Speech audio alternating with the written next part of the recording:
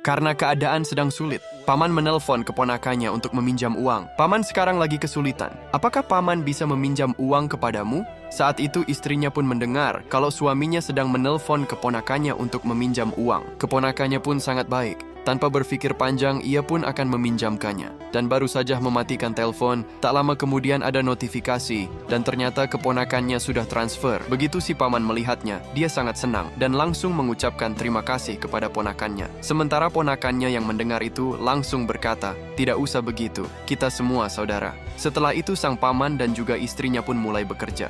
Beberapa hari kemudian, paman ini kembali menelpon ponakannya dan mengatakan kalau tanahnya sedang tidak subur, sehingga semua tanamannya mati. Dengan ragu si paman mencoba meminjam uang lagi kepada ponakannya. Dengan sangat baik ponakannya tetap meminjamkannya, tapi sebelum mentransfer uangnya, dirinya teringat ucapan sang paman bahwa tanahnya sedang tidak subur. Akhirnya karena ia tahu kalau paman sedang membutuhkan uang, dia pun mentransfernya lebih. Begitu uangnya masuk, si paman mengeceknya, tapi dia terkejut ketika melihat bahwa uang yang masuk lebih banyak dari yang dia pinjam. Segera sang paman menelpon kembali ponakannya dan berkata kalau uang yang dikirimnya terlalu banyak. Akan tetapi, ponakannya dengan baik hati tidak memasalahkan hal itu karena itu memang niatnya untuk membantu sang paman. Paman ini merasa malu kepada ponakannya karena dia selalu meminjam uang kepadanya. Kemudian sang paman memberitahu istrinya kalau ponakannya mentransfer uang 10.000 yuan kepadanya. Padahal dia hanya meminjam 5.000 yuan. Mendengar itu, istrinya pun langsung menyuruh suaminya untuk lebih semangat lagi menanamnya agar bisa mengembalikan uangnya. Akhirnya dengan penuh semangat si paman pun mulai mencangkul tanah dan bersiap untuk menanam.